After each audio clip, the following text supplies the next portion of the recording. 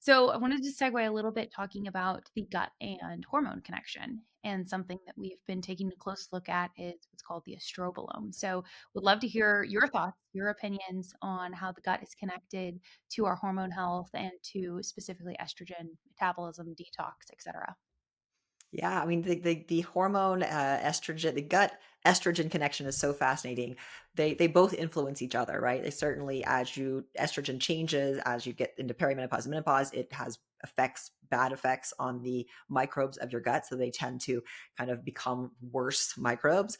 But also, especially during your perimenopause, premenopause years, the health of your gut directly influences the type of estrogen, how much estrogen you have in your body. So to kind of go a little bit deeper, you have this kind of compilation of bacteria that they call the estrobolome, as we talked about earlier, and these bacteria have a direct effect on how well your body is able to either recycle estrogen or kind of keep estrogen out of your body. After estrogen has gone in your body makes it. It gets thrown out into your intestines, and it has this kind of extra chunky piece on it. And there are some bacteria that have the ability to remove that piece. They're called beta glucuronidase yielding bacteria. And essentially, when they do that, the estrogen can get reabsorbed. And this may not be a good thing. It may be a bad thing, especially if it's done too much. So essentially, these bacteria can decide kind of how much estrogen is getting reabsorbed back into your body. And if there's an imbalance in those bacteria, maybe you're absorbing too much back in your body, or sometimes not enough back into your body. One of my favorite parts of our work is just the complexity of the gut microbiome and all these things that we're learning.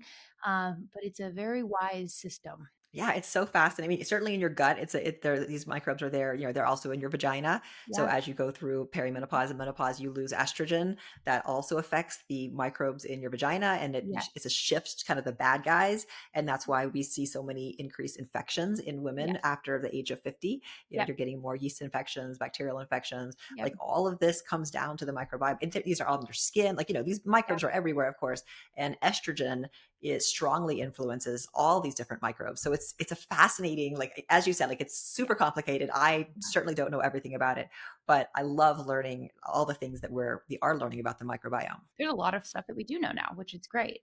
But most of this we don't know yet. And that's the way that at least we approach our work every day is very exploratory. The things that we know that can be helpful, awesome. Let's get them out to people. Let's get that to the market.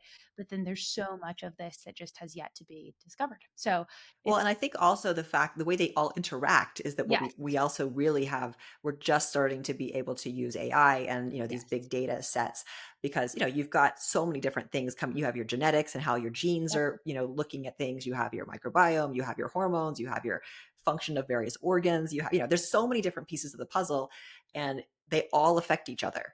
And until recently, we haven't been able to take all of this data and combine it together to make really personalized, health decisions or observations. And I think that that's a big thing. It's starting to happen, but in the next 5 years or so, we really will be able to take these large data sets, put them together, and say, you know what? All of your information tells us we should do this for you, which is not the same as somebody else. there's no supplement protocol that anyone should be on for their entire life. I mean, it just doesn't Yeah. make sense, right? I mean, there's different things that you need. So I'd love to hear your perspective of that. How, obviously we talked about the lifestyle interventions, which is the most important part, just to be very clear. I mean, there's Yeah. no way to supplement your way out of lifestyle interventions. You can't supplement your way out of sleep or diet or anything. But again, they're great tools and they can be really helpful. So I'd love to hear your perspective. Obviously, you have multiple companies, you're in the supplement industry and in the space. How do you approach supplements? How do you think about them? How do you recommend that your patients use them? All of that. Yeah, so I actually started several years ago a supplement company called Hopbox, Mhm. HOP Box, and I just to essentially create a like daily pack for women with the things that I think that are most often not easy to get in food. Like, assuming that your diet is good, that you're doing all the things you should. Like, what are the things that maybe aren't in food or aren't in high enough doses in food that women often need, kind of in midlife, like 35 to 50 or so. And there's some things in there that we talked about, like dihydroberberine, which is similar to berberine, really good for blood sugar, also lipids, inflammation, things like that.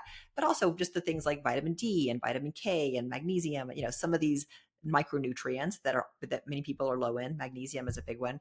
But kind of putting those things together. But my overall thought on supplements is, they are not necessary necessarily for everyone, but I do think that they can be helpful for specific things. And but understanding what your goals are and having a physician or practitioner to work with you and make sure that I don't think you need 100 pills a day. Like that seems absurd to me. Like I feel like you should be able to do it in 10, 5, like something Yeah. more reasonable. And then everything else should just be lifestyle. The vast majority of consumers don't want to take 100 pills a day. And even I know the prenatal that I'm taking, it's like 8 a day, and that's a lot, and most people could not do that. I mean, it's just too much. Yeah, it's a lot. And I think, people get pill fatigue, and we also don't know how they all work together. Again, like unless you've actually studied the combination you're taking, like we're doing a study with Hotbox right now, and looking at some of those metabolomics, epigenetics and things. But unless you've studied that actual combination, you don't know what those pills that you're just throwing in there all together are doing. You have no idea.